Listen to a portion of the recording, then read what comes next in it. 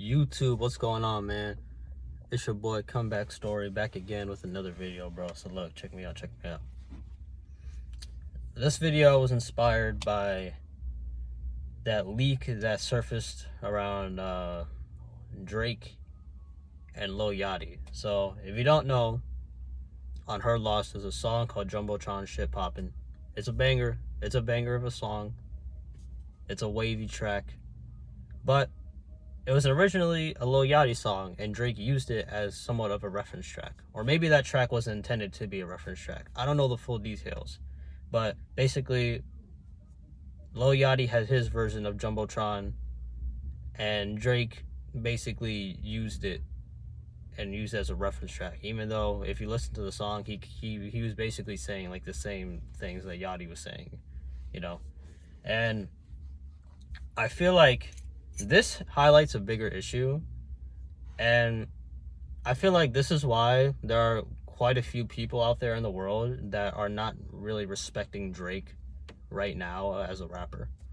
And it's because of the people that he's like surrounding himself with, right? And I'm gonna turn the car on so I can get some AC. All right. So like, here's the thing, right? Obviously, we know Drake's legacy. Drake's legacy, it can't be touched. He's going to go down as one of the GOATs, as one of the greatest. I said in the last video, if he wins this 1v50 that he's on, he might be the greatest. You know what I'm saying? Because right now, he could pull off what is considered like unfathomable and impossible. Because there hasn't been anything like this, when literally a lot of the biggest names in the industry are going against one man.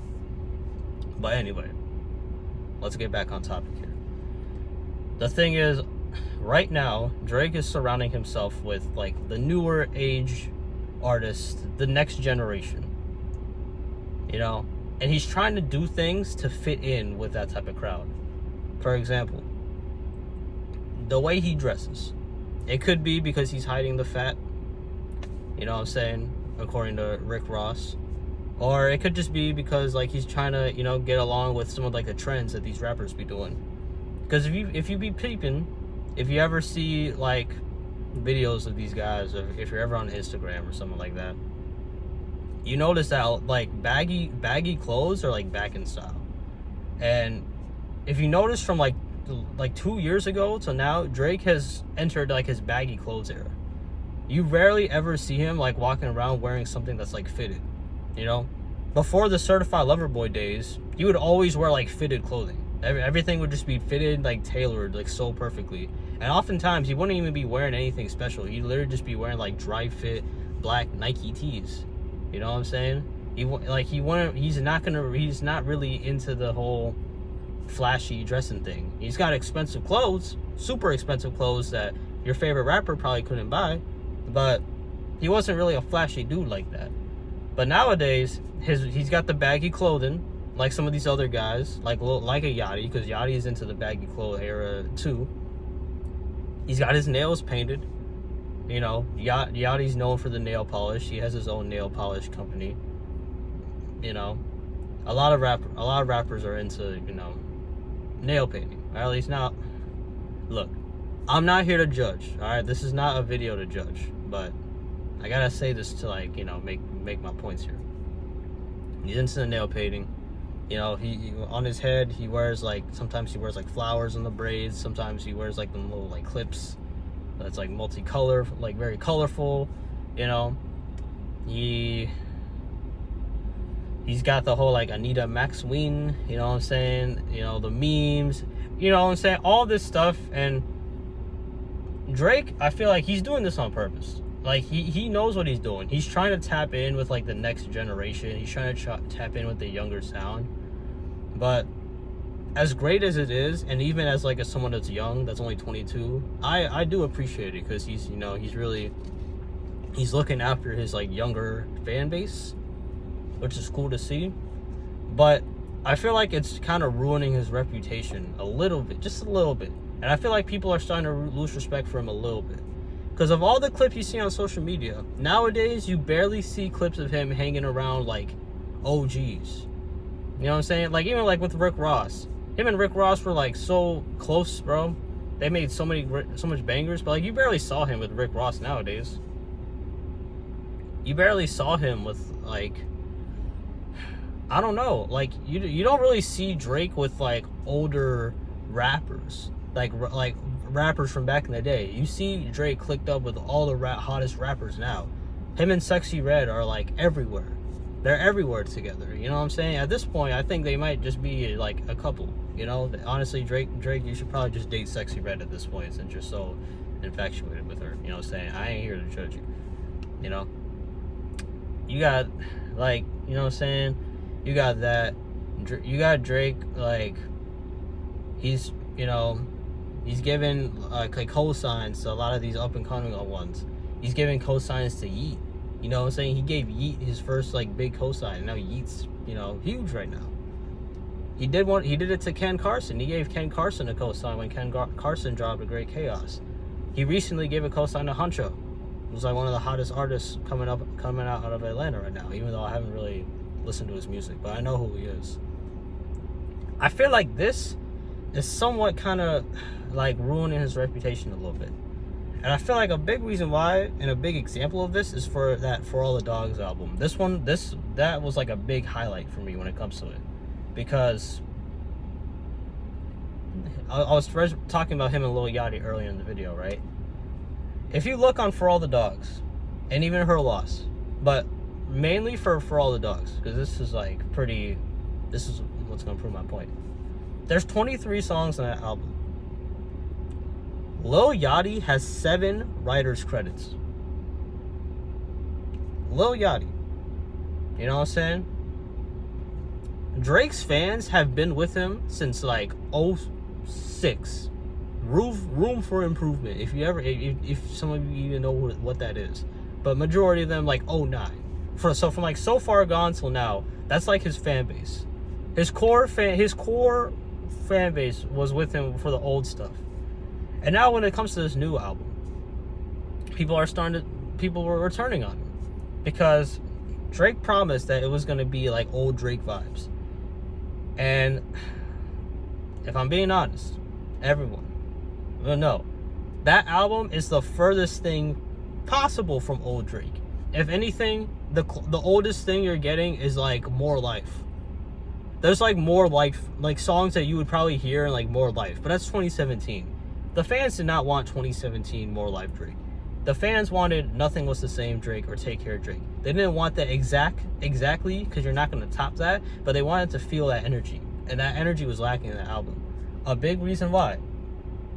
Lil Yachty. And this is no shame towards Lil Yachty. Lil Yachty's a great artist. He's had he's going on an insane run right now. Him and the Concrete Boys are taking over rap. But